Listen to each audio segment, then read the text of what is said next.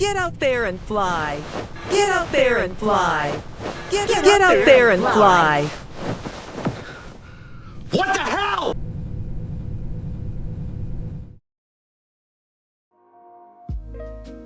Welcome back, everyone. I'm Captain Spicy Pants, and this is week 8 of Bob's Zero to Endgame Challenge. We are officially surviving on coffee and digital sand because, well, the summer event has arrived. That's right, the Horizon Summer event is officially live, which means Bob has completely abandoned the cold vacuum of space to go touch some digital grass. Or, well, sand. And let me tell you, the grind is real. I have been logging back and forth and back and forth and back and forth between two characters like a madman, just flying around, doing artifact scavenger hunts, hitting up the dance parties, and desperately hoarding as many whatever these are called, as humanly or Romulanly possible.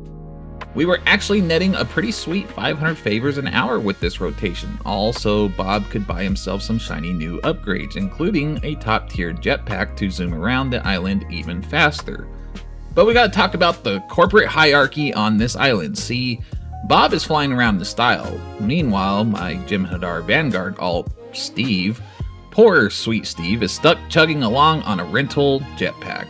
A rental. It's like watching a Lamborghini drag race a lawnmower.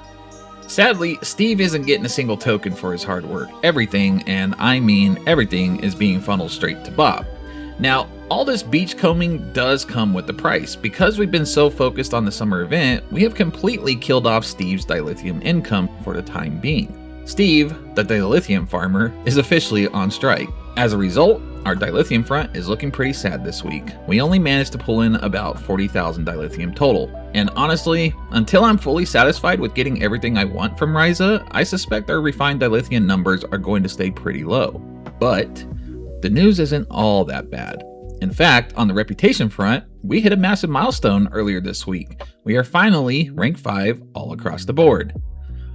With that milestone unlocked, Bob finally grabbed the absolute last piece of reputation gear he needed: Lorca's custom fire controls console.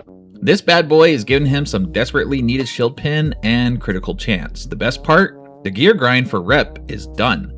From here on out, we can just casually farm marks to turn those tier 5s into tier 6 without stressing over weapon sets. Our account endeavors are tracking along beautifully every single day.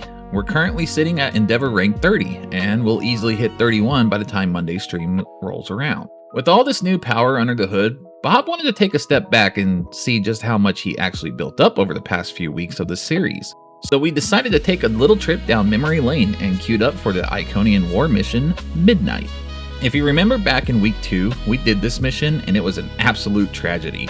We were struggling hard in a basic tier 5 ship. We had 0 gear and we died a lot. It was humiliating. So Bob went back this week strictly to flex on every NPC enemy that traumatized him. And this time he absolutely murdered them. I mean, killed them with diplomacy because, hey, this is Star Trek. We didn't die a single time, and it felt amazing to see the definitive proof that all this grinding is finally paying off. So what's next for Bob? Well, looking to the future, Bob is planning on recruiting some Delta Recruit friends very soon to help boost the account. We've also got the Gantu ship on lock on the horizon. I actually just did a comprehensive review and analysis of the Gantu earlier this week over on my main account. If you want to see what the weird space pinecone is capable of, I'll leave a link of that video in the description below.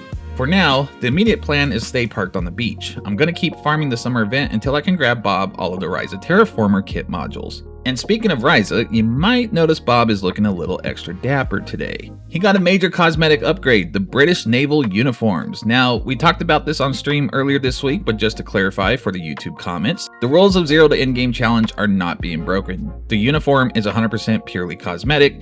It gives him 0 stat boost, 0 combat advantages, and does nothing to advance his actual progress. Everything else that affects gameplay, he still has to farm from scratch. He just gets to look like an 18th century gentleman while doing it. Until next time, Get out there and fly. I'm Captain Spicy Pants. I'll see you on the frontier or the beaches, or hey, maybe both.